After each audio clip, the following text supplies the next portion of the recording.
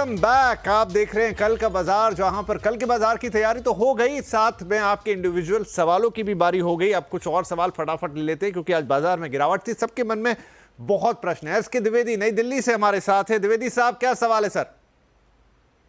Hello, taking up my question. Hello, good evening sir. हाँ जी, good evening. Good evening. हाँ sir, बताएं।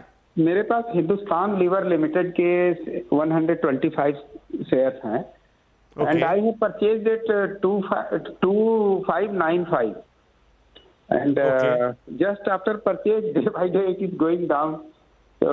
होता है जी जी, होता है बिल्कुल। कई बार शेयर बाजार में हो जाता है कि आपको लग रहा है ऊपर ऊपर ऊपर, आपने लिया नहीं कि वो नीचे लेकिन वापस ऊपर आता है। अब देखिए, है लॉस, कोई बात नहीं। 120 की क्वांटिटी, 125 इनफैक्ट आपने कहा, कोई बात नहीं। प्रशांत जी, क्या जो अब द्विवेदी जी के साथ हो गया कि खरीदते ही साथ वो नीचे चला गया, कुछ ऊपर आने के चांसेस? तो यहाँ पे सबसे अहम चीज ये होगी कि ये सारे ही टाइम पे बेरिश है, यानी यहाँ पे क्लियर कट दिख रहा है कि वीकनेस नजर आ रहा है। बट यहाँ पे एक सपोर्ट है, वो सपोर्ट है करीबन 2325, 2325 पे।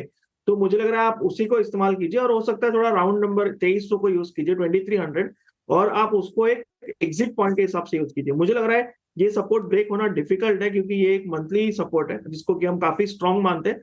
तो आप इसको as a stop loss use कीजिए। जब तक ये इंटैक्ट है आप अपने पोजीशन को बरकरार रखिए, और इसमें कोई पुल बैक आए जहां से आपके कॉस्ट के आसपास आ जाए तो मेरी सलाह होगी एक बार एग्जिट करने के लिए।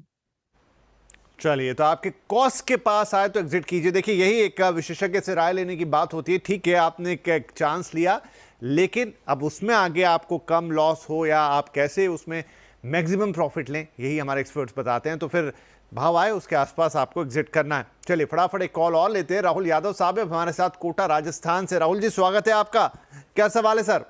सर गुड इवनिंग जी। सर मेरे पास IRFC के 2204 शेयर हैं 173 के भाव पर। ओके। और मुझे 2 साल से 2.5 साल तक का व्यू है। तो ये आपने एक साथ इतना कोटा खरीद लिया या फिर धीरे धीरे करके जोड़े हैं? सर 2 स्टेज में खरीदा था मैंने, एक बार 2000 और एक बार 204। ठीक है जी। IRFC बहुत लोगों का चाहता शेयर रहा है। फिलहाल आपको 16 रुपए का आपके भाव पर घाटा है, लेकिन अब आप कह रहे हैं 2 साल या उससे ऊपर का नजरिया है, तो वो हमें प्रशांत जी बताएंगे कि उसमें क्या हो सकता है। प्रशांत जी, IRFC 2 साल की रखना चाहते हैं तो यहाँ पे जैसे मैं हमेशा कहता हूँ, डाउन साइड आपकी कहाँ प्रोटेक्टेड होनी चाहिए। तो इस मामले में आपकी डाउन साइड होनी चाहिए 140, 140 स्पॉट लेवल, ये बहुत अहम होगा।